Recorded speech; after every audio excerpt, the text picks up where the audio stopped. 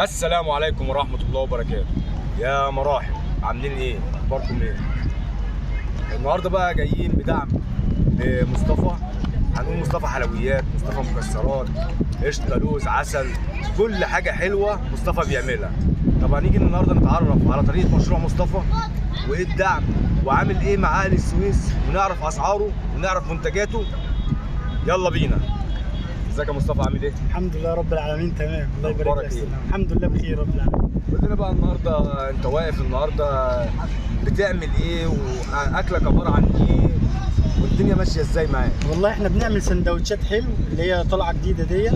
ده المشروع بتاع الاسكندريه. شغالين في اسكندريه والقاهره. تمام. مشهور هناك ومعروف جدا، فاحنا قررنا ان احنا نعمله في السويس. بقالنا بتاع 10 ايام شغالين فيه الحمد لله رب العالمين. الحمد لله ربنا في يرزقك. اقبال كويس جدا من الناس، يعني اللي بيجربوا بجد يعني بيشكر فيه. طب لان احنا قول لنا بقى هو عباره عن ايه؟ يعني احنا عارفين المشروع حلو. هو بيبقى عباره عن صوصات. يعني الاساسي بتاعه الصوصات زي كده. بيبقى معانا صوص اللوتس. تمام.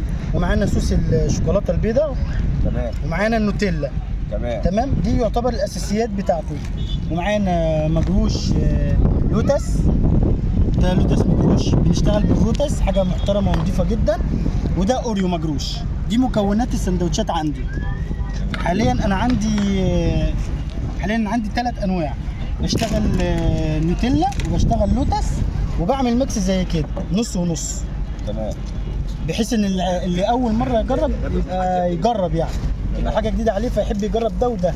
احنا بنعمله في سندوتش واحد طب بس. الاقبال عندك هنا من اهل السويس والدعم السويسي ايه؟ لا الحمد لله تمام بصراحه. والناس يعني اللي بيجرب حاجه جديده عليه ما يعرفهاش، يعني فاهمني ايه ده دون، فبتشرح له ومكونات الحاجه دي ايه، فبتبقى جديده عليه فبيبقى حابب يجرب. مجرد ما بيجرب الحاجه دي خلاص يعني بيشكر بصراحه، لان الواحد بيشتغل بماتيريال عاليه وكواليتي عاليه جدا. يعني الحمد لله رب العالمين انضف حاجات بنجيبها. يعني دي اهم حاجه عندي، ان اللي بيشتري او الجست اللي بياخد منك الحاجه يبقى واخد حاجه نظيفه، في نفس الوقت سعرها كويس جدا. انا ببيع ب 15، سواء ده او ده او ده، سعر موحد 15.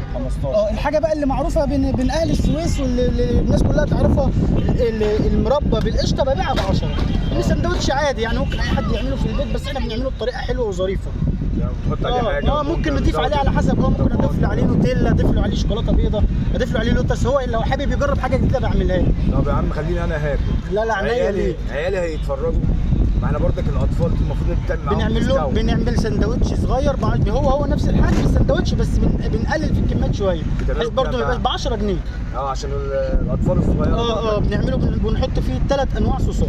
بنحط نوتيلا وبنحط شوكولاته بيضاء وبنحط لوتس في الساندوتش. بيبقى حاجه برضو جميله جدا جدا. بس احنا بنقول برضو للطفل عشان برضو ما يبقاش تقيل عليه، لان لما بتعمل ساندوتش لوتس وبتحط عليه بسكوت لوتس وتحط عليه قشطه كريمي، كل ده بيبقى تقيل. الكبير ياكله ويحبه جدا، انما بقى لما بياكله طفل ممكن يبقى تقيل عليه. فاحنا بنعمله ساندوتش اخف شويه لو حابب. احنا نقدر نقول بقى ان انت شغال دلوقتي بديل الوافل. مش هنقول بديل الوافل، ده حاجه وده حاجه، ده فكره وده فكره، فاهم انت؟ ده طعم وده طعم، فاهم ازاي؟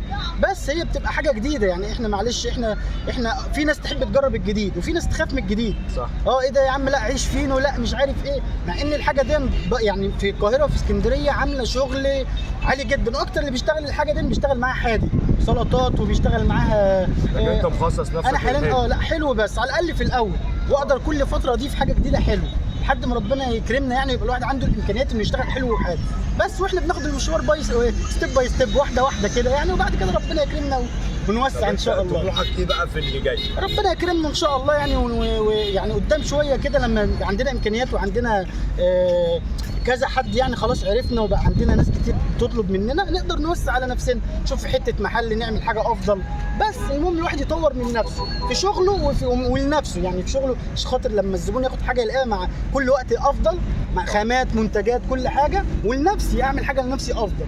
بس يعني زي اي شاب طموح نفسه يعمل حاجه، هي دي الفكره. يلا سويسة، عايزين كلنا ندعم مصطفى وصفحه مصطفى بالهنا.